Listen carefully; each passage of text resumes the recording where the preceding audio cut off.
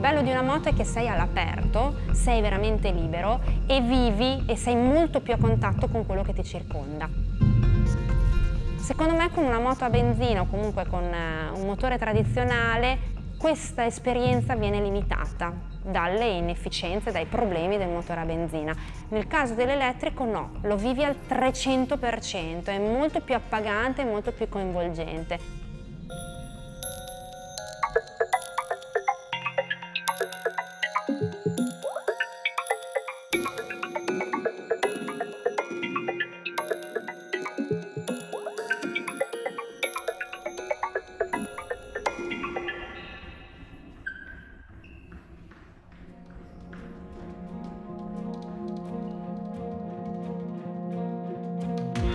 Sono Livia Cevolini, amministratore delegato di Energica Motor Company.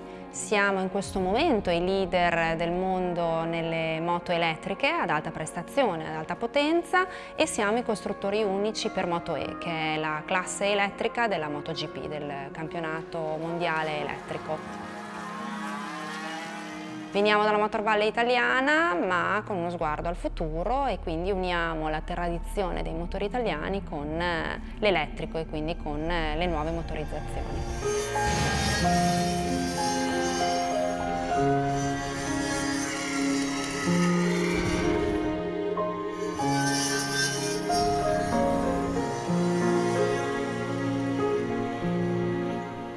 La Motor Valley italiana è sulla SS9, uno dei nostri modelli tra l'altro si chiama esattamente così. La SS9 è la Via Emilia, è una delle strade principali italiane ancora fatta dai romani e si svolge proprio lì intorno. La Motor Valley parte dalla Romagna, famosissimo Valentino Rossi, quindi passando per Bologna, Borgo Panigale in cui abbiamo la Ducati, Maranello a Modena dove abbiamo la Ferrari, arrivando appunto fino alla Dallara a Parma. Tutti i nomi che hanno fatto e continuano a fare la storia dei motori, delle macchine, delle dream cars, delle macchine da sogno più belle del mondo, si svolgono intorno a questa via e a questa regione che quindi ovviamente avrà un talento particolare se continua in tanti anni a fare quello che stiamo facendo.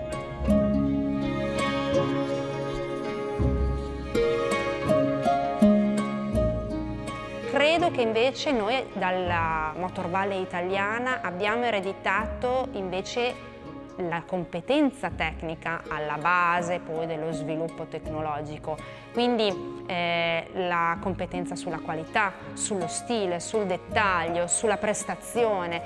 Noi stiamo facendo il pezzo che viene dopo, noi stiamo facendo l'Electric Valley. Siamo partiti da questo background importante, che è fondamentale per partire, è la base, sono le fondamenta, però sopra ci stiamo mettendo l'innovazione tecnologica, lo sguardo al futuro.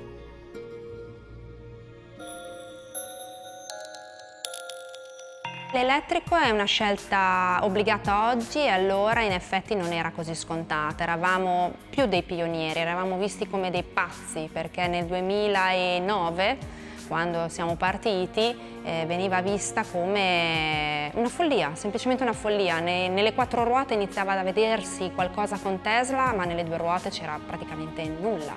E quindi l'elettrico è arrivato quasi in automatico. E poi col tempo in realtà è diventata una bellissima scommessa ingegneristica, tecnologica, perché era tutto da scrivere e quindi per un ingegnere, per un tecnico è il top, perché hai strada libera e puoi veramente mettere tutta la tua creatività tecnica dentro questo nuovo prodotto e ovviamente col tempo è arrivata anche la responsabilità sociale, comunque l'idea di poter fare veramente innovazione e divertimento senza compromessi, quindi aggiungendo il piacere di fare anche del bene al nostro pianeta.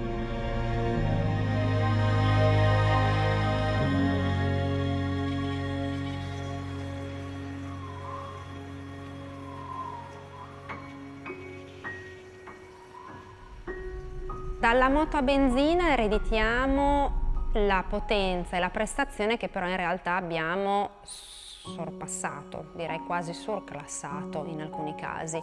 E poi non abbiamo il cambio perché abbiamo talmente tanta potenza che il cambio sarebbe inutile e in più hai il vantaggio enorme di non avere il rumore che ti disturba, perché in realtà tu ti puoi vivere la tua moto te stesso sulla moto e nell'ambiente che ti circonda.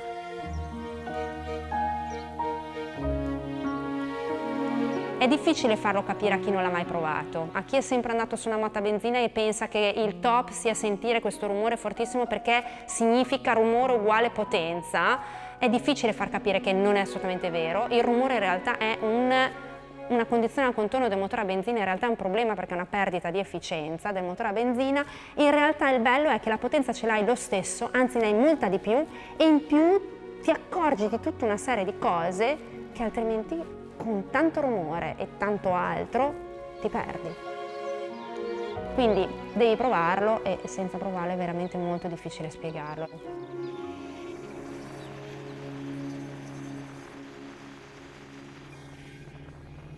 Un aneddoto particolare proprio da chi non mi sarei mai aspettata in merito all'esperienza di guida della moto elettrica ce l'ho relativo proprio alla prima volta che siamo andati in pista con una moto elettrica da corsa con l'ex campione del mondo Locatelli, a cui avevamo chiesto di fare un primo test. Roberto è un amico e quindi gli abbiamo chiesto di fare il nostro primo test della prima moto mai messa per terra.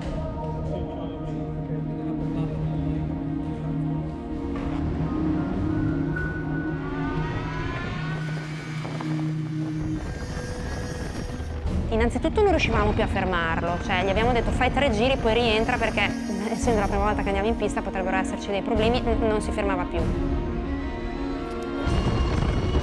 Quando finalmente a un certo punto si è fermato ci ha detto comunque ci deve essere qualcosa che non funziona, secondo me avete fatto male le carene perché io sento un rumore fortissimo in piega sui cordoli e secondo me grattiamo da qualche parte, grattano le carene. Noi guardiamo bene la moto, non aveva nessun problema, nessun graffio, niente, e diciamo guarda Roberto, qua le carene non toccano, non abbiamo fatto le pieghe eccetera, gli angoli sono giusti. E lui riflettendo ci si guarda e fa avete ragione, io stavo sentendo le mie saponette. E si è messo a ridere, cioè pensando a quanto si stava perdendo, si era perso fino a quel momento della sua guida, della sua esperienza, era troppo concentrato sulla moto, perché in realtà la moto ti prende tutto, una moto a benzina è lei che fa tutto, che prende tutta la tua attenzione. In quel caso lì invece lui per la prima volta sentiva le sue saponette sul cordolo e questo secondo me è stato bellissimo.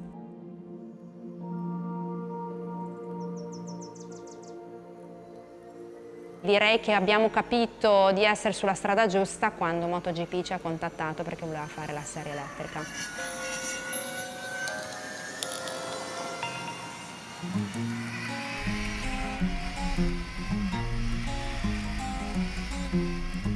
La Moto-E è al momento un campionato monomarca e noi siamo i costruttori unici.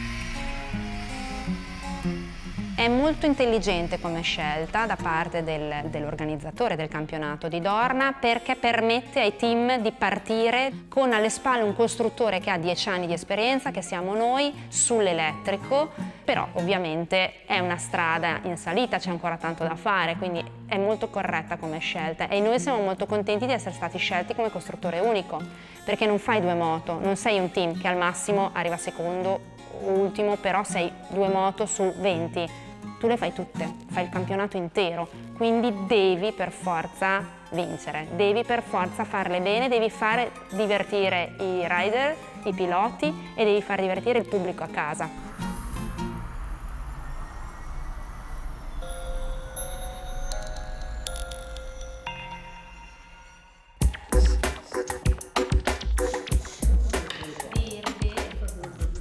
Il lavoro in staff, in team, in Energica è fondamentale. È il classico caso per cui si può dire di necessità virtù. Noi siamo nati 10 anni fa in 3 all'interno di altre aziende con altri lavori e nei ritagli di tempo, che poi sono diventati sempre di più, si faceva le motorelle elettriche, facevano le motorelle elettriche da corsa, poi quelle stradali e il progetto è cresciuto così.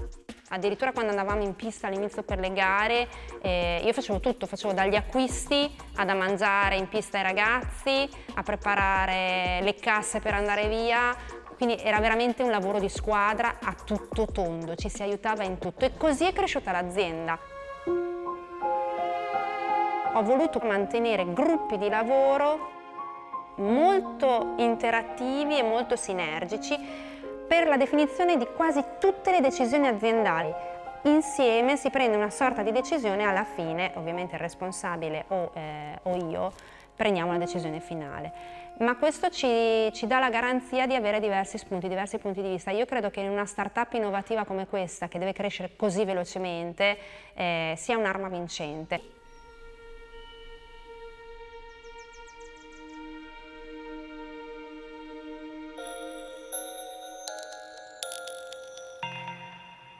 Il nostro pianeta ci ha chiaramente detto in più modi che non ne può più e che dobbiamo noi adattarci a lui, altrimenti lui è più forte di noi, reagisce e perdiamo noi. Non perderà mai il pianeta, perderemo sempre noi. Quindi se ci vogliamo dare una mossa e iniziare a lavorare insieme al nostro pianeta per fare un futuro più bello per noi e per i nostri figli, per le generazioni a venire, questo traino ci deve essere, questa rivoluzione deve continuare ad andare avanti e dobbiamo avere ben chiaro l'obiettivo che deve essere quello, cioè arrivare a fare tutto quello che facciamo oggi ma in maniera più sostenibile. Non è così impossibile, stiamo dimostrando che è assolutamente fattibile e senza alcun sacrificio, anzi.